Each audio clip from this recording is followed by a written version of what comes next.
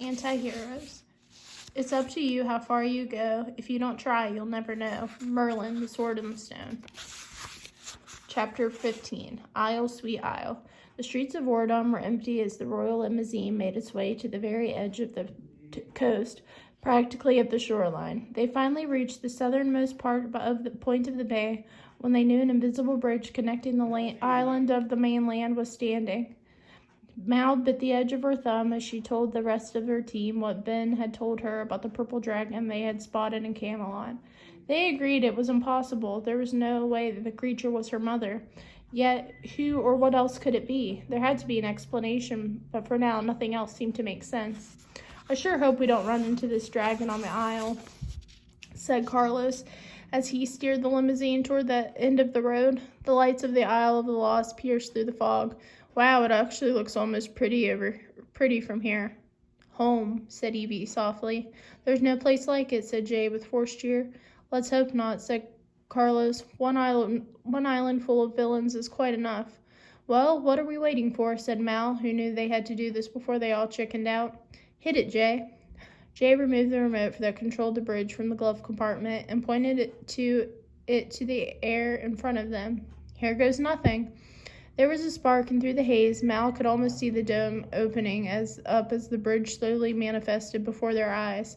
Carlos drove the car forward, and the four of them pressed their faces against the windows, watching the bridge materialize in front of them as they drove over the water. Mal knew they were all thinking the first day they had left the island. Now they were returning, very much changed from the rotten hellions who had left not too long ago. Just as they had reached the other side, Jay turned around and zapped the remote control again, and the bridge disappeared. Don't drive into town, said Mal. We should drive the car somewhere. We should hide the car somewhere.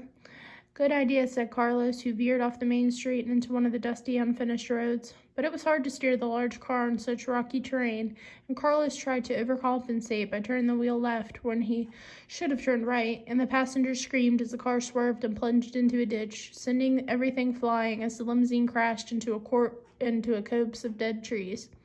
The engine died and smoke cleared. Everyone okay? Mal called from the back seat. It looked as if their seatbelts had saved them from serious injury, and Mal was thankful that they had picked up the habit of wearing them in Oregon. Sorry, said Carlos, coughing from the front. Evie nodded that she was all right, and Jay offered a thumbs up from the passenger seat. A-okay, except I think we lost the remote to the bridge, he said. It must have flown out the windshield. He pointed to the large hole in the middle of the glass. We'll just have to find another way to get back, said Mal. I guess we could swim, joked Jay. Well, at least that crash took care of one thing. The car's definitely hidden now. No one will find it here, said Carlos. They took turns changing inside the roomy back passenger area into their normal clothing and began the long walk into town. Mel checked the time. After all their delays, they still had a few hours before the Antiheroes Meeting was supposed to start. Let's meet at Evie's castle a little before midnight, said Mal. For now, let's split up. Each of you see if you can locate your parents. Once we know what they're planning, we'll figure out what to do about it. What do we say if anybody from the Isle asks why we're back, said Evie, looking uncomfortable at the thought. Yeah, but they're not exactly going to be excited to see us, said Carlos. Tell them the truth, that we're visiting our aged relatives, suggested Jay with a grin. Soon they had reached the outskirts of town and passed Dragon Hall, following a woeful way down to the familiar town square, cornered by shabby buildings on all sides and the bargain castle looming over everything. Don't let anyone know we know about this anti-heroes club, said Mal, until we find Cruella Jafar and Evil Queen. The group agreed. Wow, this place is so much worse than I remember, said Carlos, looking around. And what is that smell? Do you guys ever notice that before? He made a face. It smells like poison toads, said Mal, who remembered what went into the daily coffee brew. Goblins, said Jay, who seemed to have the foul creature stuck in his head. Garbage, said Evie, who recoiled at the memory. Actually, it smells like a combination of all three, Carlos decided. Mal had to agree, even if the small part of her was happy to return to the familiar comforts of home. The outdoor bazaar was closed for the day, but the slop shop and Ursula's fish and chips were doing brisk business. It was kind of sad to see how terrifically ramshackle everything looked, though. Mal used to revel in dirt and decay, but now she had been in Ardon too long, and now everything was grimier than she remembered. She really needed to chug a cup of toad coffee before she got too soft. "Look at that," said Jay, pointing to a poster of Maleficent pasted to the side of a wall. Someone had drawn a mustache on her face, and another person had scrawled "Mistress of Lizards" over her forehead. "Wow," said Carlos. "You said it," said Evie. "I guess they saw the coronation. It was broadcast live to the whole kingdom, even here." Well, Maleficent was, well, Maleficent. No one would ever think to vandalize her likeness. There were other changes, too. Goblins seemed to have taken over the square. There were dozens and dozens of them, living in cardboard boxes and gathering around little trash can fires. Where did they all come from? Wondered Evie, who had never seen so many before. The Forbidden Fortress, maybe? Jay guessed. During their quest to the Dragon's Eye Scepter, they had run into a rather large and unfriendly goblin horde. "Nope," grunted a goblin when he overheard their conversation. He was a stout, runty fellow and looked as if he hadn't had a good meal in a long time. His green skin was sallow, and his yellow eyes red-rimmed. We used to work the barges, but the embargo, there's a limit on how many of us can bring in supplies from the mainland anymore. Maleficent promises freedom and a better life, but she got turned into a lizard, so here we are." "Sorry about that," said Mal. "You the one that did that to her?" the goblin asked. "Sort of," she replied as Evie pulled her away. "Didn't your mother ever teach you not to talk to strange goblins?" her friend scolded. "Of course not," said Mal. "Mine didn't either," admitted Evie. They walked down the streets, feeling the eyes of the island citizens following them.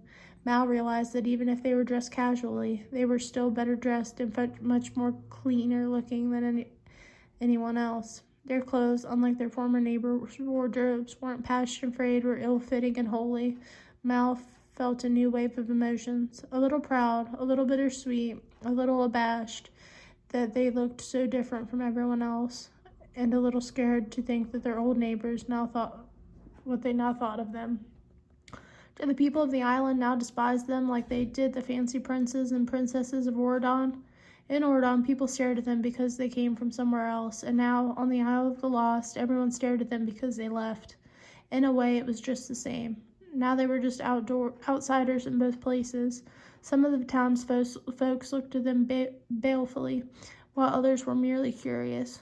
"Hi, Gaston," and Gaston, said Evie, seeing the burly duo across the street, but the Gaston simply scowled.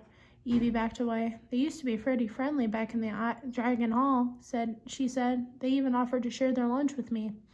"Not anymore," said Mal. "I bet they don't even share a crumb with you at this point." "Let's keep going," urged Carlos. "Everyone's staring. I feel like they'll start throwing rotten tomatoes at us." "Wouldn't be the first time," said Jay, but he looked nervous too. Well, well, if it isn't the heroes of Ordon." The four of them turned around at the sound of a voice and saw a girl with dark frizzy hair leaning over a balcony. She had piercing gray eyes and wore a soiled red dress with tattered golden piping at the neckline. "There's that word again," Evie whispered. "Heroes." "Ginny Gothel," said Mal. "Get down here." Ginny had been a friendly acquaintance back in Dragon Hall, and Mal remembered with a hint of shame that they had often enjoyed making fun of smaller, weaker people together. She watched as Ginny shimmied down the edge of the building and walked toward them. Mal wasn't sure what she was expecting when she returned to the Isle of the Lost, but it certainly wasn't to find Ginny Gothel of all people looking down at her. "Don't you guys clean up nice?" Ginny sneered, crossing her arms and studying each of them in turn. "What do you call that?" she asked, pointing at Mal's outfit. Mal flushed. "Preppy punk," she explained. She was wearing a purple argyle sweater underneath her favorite jacket, along with a clean denim skirt and boots. "Huh, I'm not sure I'm a fan, but then Ordon style is best for goody-goodies. So what are you guys doing back here?" she asked, her arms crossed and a skeptical look on her face. "Slumming?" "Visiting," said Jay, "which reminds me I should probably go check out the junk shop and let Dad know I'm here." He waved and jogged away quickly. "Yeah, Evie and I are going to head over to our side of the island," said Carlos as they peeled away from the group. "Going home too, are you, Mal?" she asked. "What would your mom say, I wonder, if she could talk again? To see that her nasty little girl grew up to be so good. She shook her head. If you can change, I guess they're right. There's hope for us all, Ginny said in a soft, sweet voice, batting her eyes mockingly. Who's they? She asked Mal, but Ginny, apparently bored with the conversation, was already walking away.